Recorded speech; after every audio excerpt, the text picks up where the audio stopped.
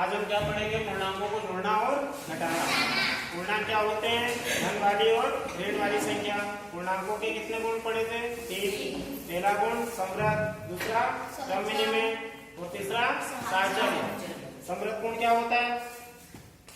मैं पूछूंगा समृद्ध गुण क्या होता है, मालूम है? समृद्ध गुण का मतलब क्या होता है?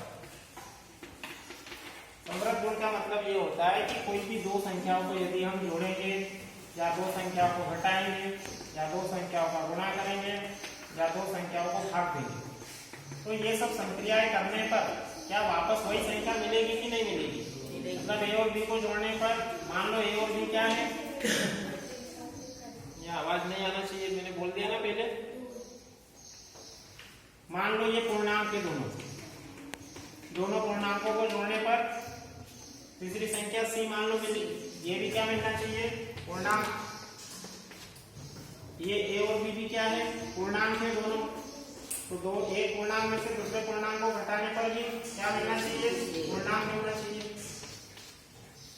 अब ये भी पूर्णांक है, ये पूर्णांक है, दोनों पूर्णांकों का गुणा करने पर भी तीसरी संख्या जो मिलनी चाहिए वो भी क्या मिलनी चाहिए? पूर्णांक मिलनी चाहिए। और ये भी पूर्णांक है, ये भी पूर्णांक है, एक पूर्णांक में दूसरे पूर्णांक से भाग देने पर सी मिलना चाहिए। और यदि नहीं मिला तो इसमें समृद्ध का गुण नहीं लगेगा। समृद्ध का गुण किसमें लगेगा? केवल योग में। ये जोड़ने को बोलते हैं योग करना, ये घटाने को बोलते हैं घटाना या व्यवकलन करना, ये गुणा करने को बोलते हैं गुणा करना, गुणन, और भाग को क्या बोलेंगे? भाग या विभाजन। ठीक है, ये दो संख्या ए और बी क्या है? पूर्णांक है। पूर्णांक मतलब धन की संख्या भी हो सकती है, ऋण की संख्या भी हो सकती है। दोनों को जोड़ने पर क्या मिला? सी। सी क्या कोई है? सी क्या है? इन दोनों का उत्तर है। सी क्या है? इन दोनों का जोड़ने पर उत्तर आएगा जो, तो वो भी मान लो पूर्णांक आएगा। तो हम क्या कर सकते हैं? दो संख्याओं को जोड़ेंगे तो वापस वही संख्या मिल जाएगी। इसका मतलब है कि ये जो योग है, जोड़ है, ये योग जो है, ये जो पूर्णांक संख्या है ये योग के अंतर्गत क्या है? समृद्ध है। उसी प्रकार एक संख्या में से दूसरी संख्या को घटाएंगे। मान लो एक पूर्णांक में से दूसरे पूर्णांक को घटाया तो उत्तर क्या मिला? सी मिला। कोई तीसरी संख्या मिलेगी तो यह संख्या भी क्या होनी चाहिए? पूर्णांक होनी चाहिए। तो हम क्या कहेंगे कि जो घटाना है, घटाने को क्या बोलते हैं? व्यवकलन। व्यवकलन क्या होना चाहिए? पूर्णांक जो है व्यवकलन के अंतर्गत समृद्ध है, ऐसा कहेंगे। फिर ए और बी भी क्या है? पूर्णांक है, दोनों का गुणा करा। मान लो ये 2 है, ये 3 है, 2 तिया 6। सी का मान क्या आ गया? 6। 6 भी क्या है? पूर्णांक है। तो यहाँ पर हम क्या करेंगे? जो पूर्णांक है वो गुणा के अंतर्गत समृद्ध है। इसी प्रकार यहाँ पे ए और बी है, और ए और बी की जगह पे हम कोई भी संख्या ले सकते हैं। जैसे यहाँ 4 ले लिया, यहाँ भाग 2 ले लिया, तो 4 में 2 से भाग दिया तो क्या आया? 2 आया। तो ये 2 भी क्या है? पूर्णांक है। ये भी पूर्णांक, ये भी पूर्णांक। पूर्णांक से पूर्णांक में भाग दिया तो उत्तर भी पूर्णांक। इसका मतलब है कि भाग भी क्या है? पूर्णांक जो है भाग के अंतर्गत समृद्ध है। लेकिन ये हर बार में सही नहीं होगा। जैसे तुमने यहाँ पे तो 4 ले लिया, तो इधर दूसरा पूर्णांक मान लो 0 ले लिया, तो क्या 0 से 4 में भाग दे पाएंगे? नहीं दे पाएंगे। तो फिर यहाँ पे हमको क्या पूर्णांक मिलेगा? नहीं मिलेगा।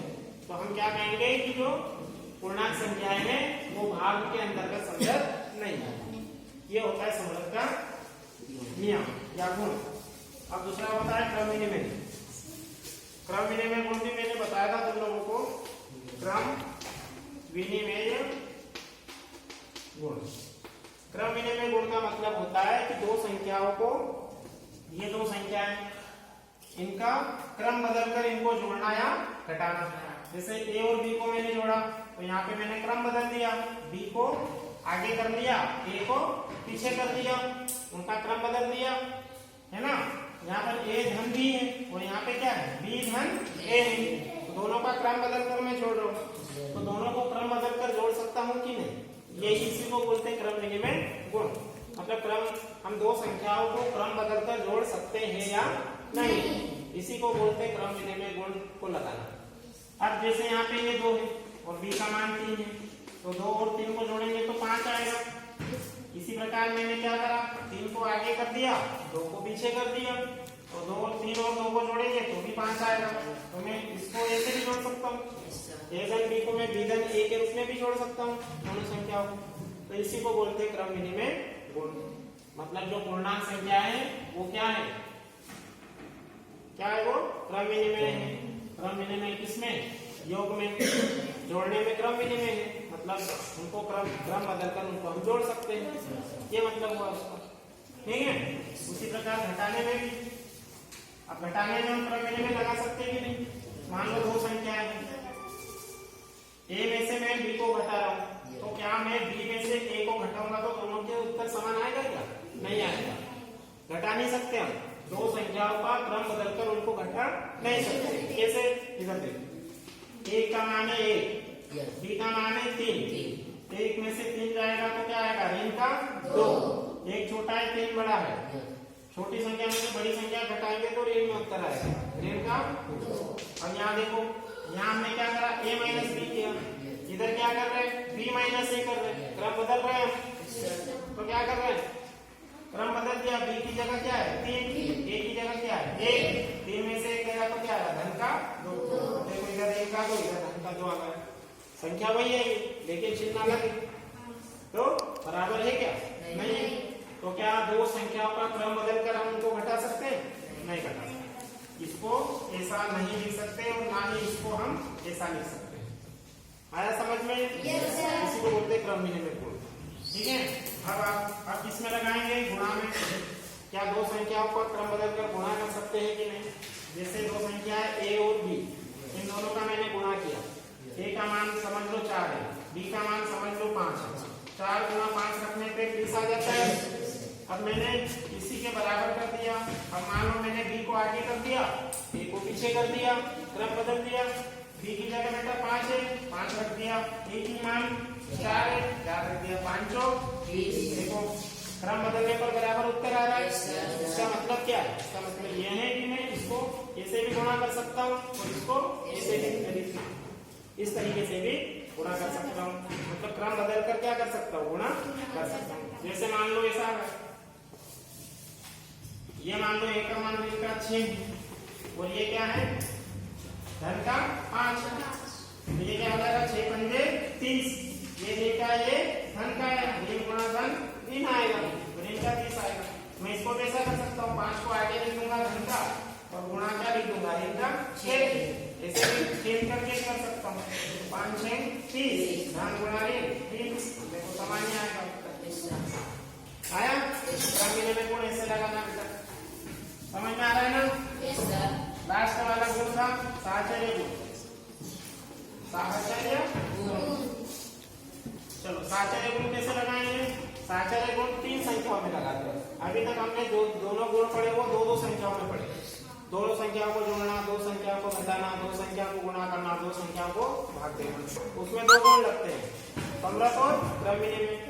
तो साहचर्य गुण 3 संख्या में लगता है, किसमें लगता है 3 संख्या, ए बी और सी। अब इसी को मैं यहाँ पे लिखूंगा ए बी और सी। अब मुझे क्या करना है, 3 संख्याओं को जोड़ना है, ठीक है। इसको भी जोड़ना है और इसको भी जोड़ना है।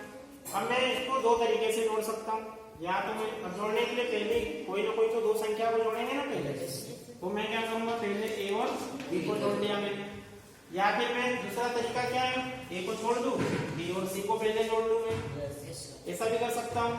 तो ये 2 तरीके से ही हम किसी 3 संख्याओं को जोड़ सकते हैं, इसी को बोलते हैं साहचर्य। अब 3 संख्या दी, 3 संख्या को जोड़ना है, 3 में से कोई ना कोई 2 को पहले जोड़ना पड़ेगा, या तो ए और बी को जोड़ लो पहले, या फिर बी और सी को जोड़ लो।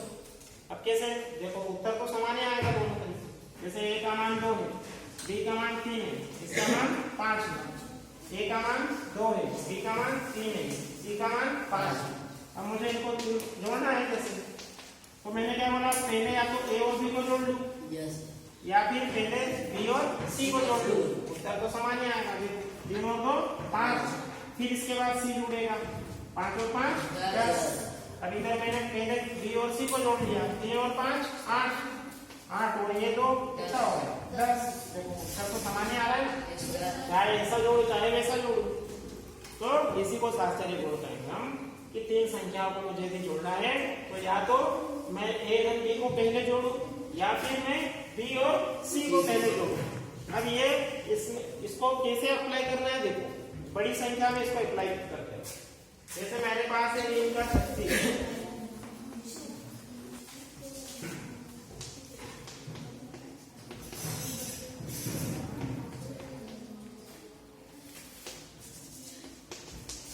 इस तरीके से सवाल दिया हुआ है, ठीक है। अब ये 3 संख्या है, 3 संख्याओं में क्या लगेगा, साहचर्य गुण लगेगा। अब हमको क्या करना है, इसको जोड़ना है तीनों संख्याओं। तो अब मैं कौन सी ऐसी पहली 2 संख्या लूं जिससे मुझे आंसर जल्दी मिल जाए। तो ध्यान से देखो, 6 और ये 4, यदि 6 और 4 को भी जोड़ूंगा तो 10 आ जाएगा, मतलब 0 वाली संख्या मिल जाएगी। 0 वाली संख्या में जोड़ना या घटाना आसान होता है। तो मैं पहले क्या ले लूंगा, ये मेरा ये है, ये बी, ये सी, ये तीनों को जोड़ना है। तो मैं पहले क्या कर लूंगा, ए और बी को जोड़ूंगा, बी और सी को नहीं जोड़ूंगा। इसको जोड़ूंगा पहले ए और बी को। भाई मैं देखो भी लगा, तो ये कितना हो जाएगा, 6 4 10, हासिल का 1, 6 और 3 9 और 1 10। देखो ये दोनों जोड़ के जल्दी आ गए ना, उत्तर हमारा 100 आ गया। अब इसको अपन को हल कर लो, ये क्या आ जाएगा, ऋण 110, ये धन और ऋण का गुणा होकर ऋण बन जाएगा 102, इधर 100, 100 में से 102 गया, ऋण का 2 बचा। तो इससे हमको जल्दी आंसर मिल जाएगा। कैसा करने से, अब 3 संख्या को जोड़ना, मैं कौन सी पहली 2 संख्या को जोड़ूं कि जल्दी आंसर ले आऊं। तो मैं क्या करूंगा, 36 और 64 को जोड़ दूंगा पहले, तो क्या आ जाएगा 100। अब 100 में से इसको जब आराम से घटा सकते हैं, जोड़ सकते हैं आसानी से, समझ में आया। तो साहचर्य गुण कैसा लगाना है। अब जैसे एक सवाल और देता हूं मैं, है ना, अब उसमें जैसे बी और सी तुमको पता चल जाएगा।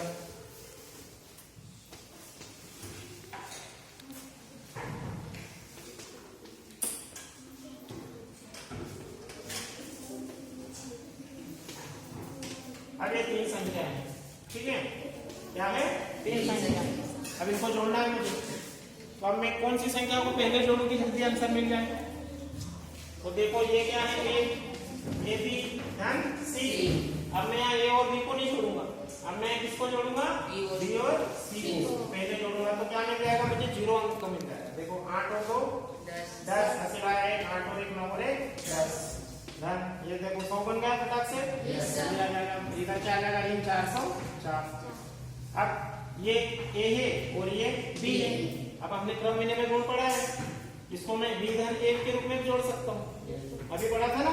इसको पलट भी सकता हूँ, तो मैं ऐसा लिख सकता हूँ, बी धन 1, लिखो बी क्या है 100, धन ए का मान क्या है, ऋण का 400, ऋण 400। देखो मैंने पलट दिया, ए धन बी को क्या बना दिया, बी धन क्रम विनिमय गुण लगा दिया। अब यहाँ से सरल हो गया, धन और ऋण का गुणा के ऋण बन गया 400, 100 में से 400 गया, ऋण का 300 आंसर। समझ में आया। हाँ, ऐसे मतलब दोनों गुण लगा दिए, साहचर्य भी पहले लगा दिया, फिर यहाँ क्रम विनिमय लगा दिया हमने। तो दोनों गुणों का प्रयोग करने से क्या हुआ, हमारा कैलकुलेशन फास्ट हो गया, जल्दी हमें आंसर मिल गया। इसलिए हम इन गुणों को पढ़ते हैं। समझ में आ रहा है, ये गुण क्यों पढ़ते हैं, इनका प्रयोग करके हम किसी भी सवाल को जल्दी से जल्दी हल कर सकते हैं। आ रहा समझ। तो ये हो गया साहचर्य। तो ये तीनों गुण हो गए तुम्हारे खत्म। अब हम पूर्णांकों को जोड़ना और आज घटाना सीखेंगे, ठीक है। अब जैसे पूर्णांकों को घटाना और जोड़ना, जैसे मान लो कोई भी संख्या है, ऋण का 24, धन का 32। अब देखो इसमें हम अभी मैंने जो 3 गुण पढ़े, अब इसमें गुण लगा के इसको जल्दी कैसे हल करेंगे। मान लो ये बेटा ए का मान है और धन ये क्या का मान है, बी का। तो अभी हमने क्रम विनिमय गुण पढ़ा, ए धन बी को क्या कर सकते हैं, बी धन ए बी बना सकते हैं। इसको क्या बना सकते हैं, बी धन ए बी बना सकते हैं। तो देखो बी का मान क्या है 32, धन ए का मान क्या है, ऋण का 24, इसको ऐसा बना दिया बी धन ए, मतलब ये कौन सा गुण लगा दिया हमने, क्रम विनिमय गुण। ठीक है, ये धन और ऋण का गुणा हो जाएगा, तो क्या बनेगा, ऋण। तो ये ऋण बन गया, इधर 24 तो इधर 32। अब हमको क्लियर पता चल रहा है कि करना क्या है, 32 में से 24 को घटाना है, बस घटा दो। यहाँ 12 में से 4 गया 8, यहाँ 2 बचा, 2 में से 2 गया 0, यहाँ हमारा आंसर आ गया। आया समझ में। तो बिना संख्या रेखा के कैसे हम सवालों को हल करेंगे, वो 3 गुणों की मदद से हल करेंगे। संख्या रेखा हम 6वीं में पढ़ते हैं। क्यों पढ़ते हैं, जब हमको जोड़ना घटाना नहीं आता है, इसलिए संख्या रेखा को पढ़ते हैं। अब संख्याएं बड़ी बड़ी है तो उसमें संख्या रेखा का भी प्रयोग नहीं करते। उसके लिए फिर ये जो 3 गुण हमने पढ़े, 3 गुणों का प्रयोग करते हैं, समरसता, क्रम विनिमयता और साहचर्य। इसकी मदद से सवाल को जल्दी हम हल करते हैं। तो समझ में आया? ऋण 24 धन 32 को क्या लिख सकते हैं हम? पलट कर लिख सकते हैं। 32 को आगे लिख दूं, 24 को पीछे लिख दूं। 32 में से 24 गया 8, आंसर आ गया। ये कौन सा गुण लगा दिया? क्रम विनिमय गुण। क्रम बदल दिया, आंसर आ गया। तो ऐसे इसको हल करना। समझ में आया? अब मैं ऐसे सवाल दे रहा हूँ तुमको 2-3 अभी करना काफी। ठीक, चलने दो। चलो, यहाँ मैंने लिखा ऋण का 48, धन का 64। एक ये करो, दूसरा ऋण का 13, धन 9। ये 2 सवाल हल करो सब जल्दी। स्टॉप करो।